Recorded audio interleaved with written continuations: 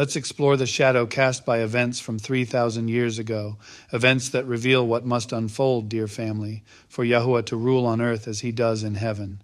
Daud and Yahusha as shepherds and sacrifices.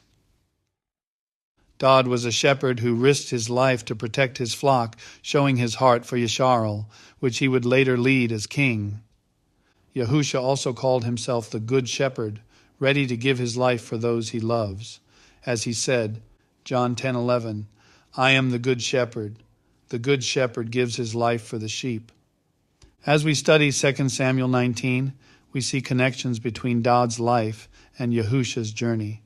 This chapter marks a major turning point for Daud as he returns to the throne after Absalom's rebellion. Daud's struggles foreshadow Yahusha's mission and eventual return as king. Daud's troubles with Absalom and Yahusha's rejection. Daud, chosen by Yahuah to lead Yisrael, was chased out of Jerusalem by his own son Absalom, who wanted the throne for himself. During Daud's escape, Shimei, a relative of Saul, cursed Daud loudly, 2 Samuel 16:5-8, insulting his kingship. This was painful, adding to his suffering and loss. Similarly, Yahusha was mocked by those who doubted him. He faced ridicule as he walked to the stake, carrying the burden of betrayal and sin for us.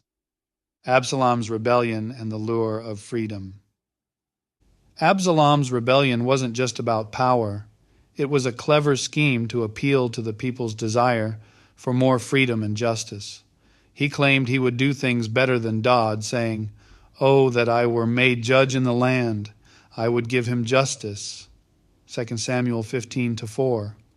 Absalom's promises of freedom and a better way pulled people to his side by playing into worldly desires.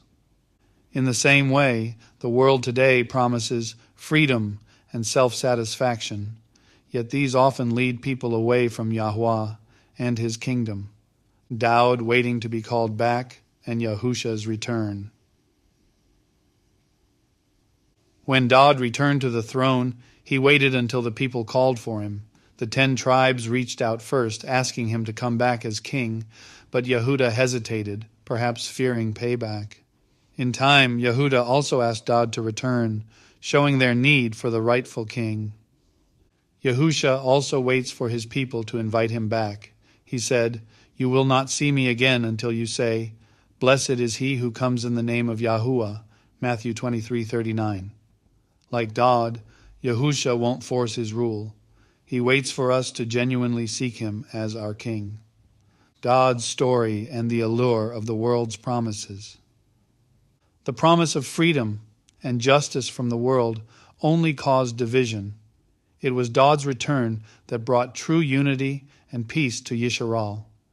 In the same way, Yahusha's reign will bring real justice and peace, unlike anything this world can offer. Yahusha's teachings on loving enemies. Daud loved his son Absalom, even when Absalom betrayed him. After Absalom's death, Daud mourned deeply, showing his love even for an enemy. This puzzled those around him, but Daud's heart reflected Yahuah's love. Yahusha taught us to love even those who hate us. He said, "If you love those who love you, what credit is that to you? For even sinners love those who love them. But love your enemies, do good and lend, hoping for nothing in return, and your reward will be great, and you will be sons of the Most High." Luke 6:32-35. Both mocked for their faith in Yahuah.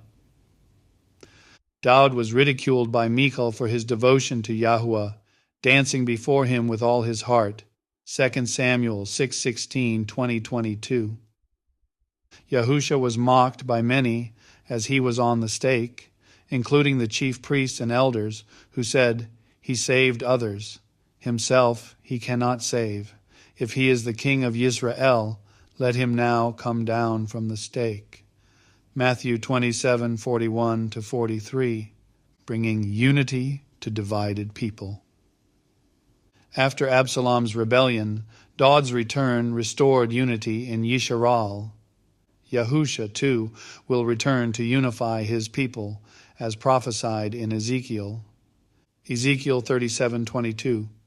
I will make them one nation in the land, on the mountains of Yisharal, and one king shall be king over them all. The everlasting kingdom and covenant.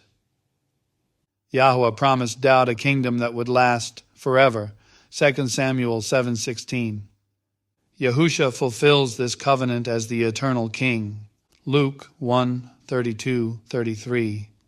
He will be great and will be called the Son of the Highest, and Yahuah God will give him the throne of his father Daud, and he will reign over the house of Yaakov forever, and of his kingdom there will be no end. Tell me, Internet friends, did this resonate with you? Would you like to dive into more insights like this from Scripture? Let me know in the comments. I'd love to hear your thoughts and see where we go together from here. And remember, Baruk haba Bashem Yahuah, blessed is he who comes in the name of Yahuah.